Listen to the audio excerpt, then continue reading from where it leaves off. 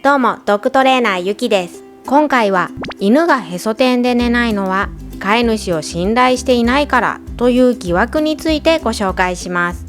犬は1日の半分以上を寝て過ごすため、私たちは毎日愛犬の様々な寝相を目にします。その中でも特に面白くて気持ちよさそうに寝ている姿といえばへそ天です。お腹を上にして仰向けで眠る通称へそ天と呼ばれるこの姿は、急所であるお腹を上にして寝るため、へそ天で寝ている時は腹痛や気分が悪いなど体調不良の心配もほぼありません。へそ天の寝相だけで簡単な体調チェックができる微笑ましい姿でもあります。ただ本来なら睡眠中は無防備な状態になるので、急所であるお腹を守るように体を丸めたり、地面にお腹をつけてうつ伏せで寝ることが多いですが、へそ天は急所のお腹が丸見えの状態です。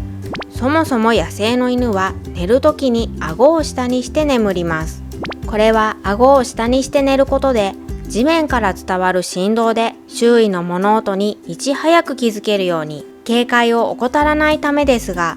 へそ天はそんなことはお構いなしといった具合にお腹と同じく顎も上を向いています。その結果、周囲の音や動きに対する反応も鈍くなります。このようにへそ天は周囲に対する警戒心は一切なし、飼い主さんや家族を完全に安心・信頼している状態です。あまりにも無防備な姿で眠る愛犬を見ていると、ここまで心を許してくれているんだと嬉しくなりますよね。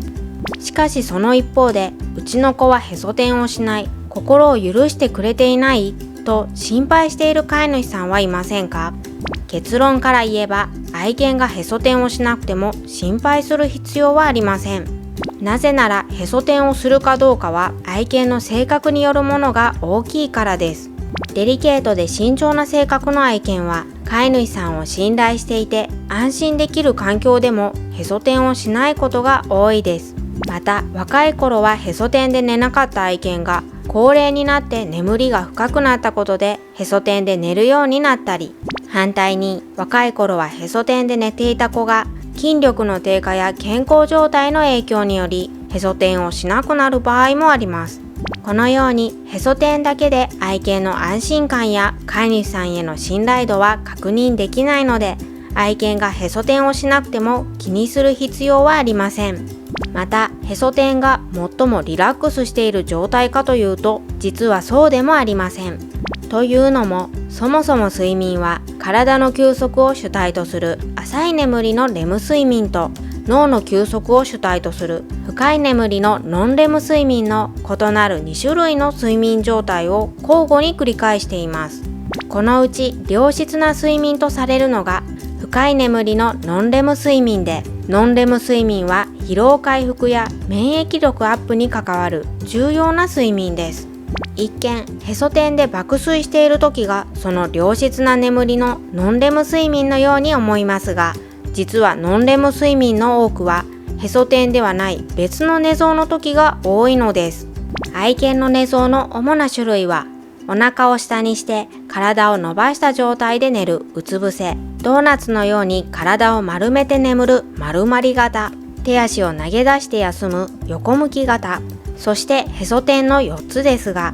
この中で深い眠りのノンレム睡眠時によく見られる寝相は、ズバリドーナツ型やワンモナイトと呼ばれる体を丸めて眠る姿です。愛犬の寝相で頻繁に見かける体を丸めて寝る姿が良質な睡眠をとっている寝相だなんて意外ですよね。実はノンレム睡眠は脳が眠っている状態ですが、筋活動は行われているので、だらんと脱力した状態ではなく、姿勢をきれいに保った状態で眠ることが多いんです。そのためへそ天で寝ない愛犬も体を丸めて寝ていれば良質な深い眠りをとれているはずです。ただし犬の睡眠では深い眠りのノンレム睡眠は全体の2割程度ととても少ないです。いつ敵に襲われるかわからない自然界で生き抜くには、深く眠ることはリスクが高く、浅い眠りの方が割合的に多くなっています。そのため愛犬が体を丸めて眠っていたとしても、毎回深い眠りのノンレム睡眠とは限りません。丸まって寝ている時にちょっとした物音ですぐ目を覚ます場合は、ノンレム睡眠でもまだ浅い眠りの最初の段階か、体の休息を主体とする浅い眠りのレム睡眠だと判断できます。とはいえ、浅い眠りも体を休息させる大切な時間です。記憶や思考の整理なども浅い眠りのレム睡眠時に行われるので、いずれにしても愛犬が眠っている時は起こさないようにそっと見守ってあげましょ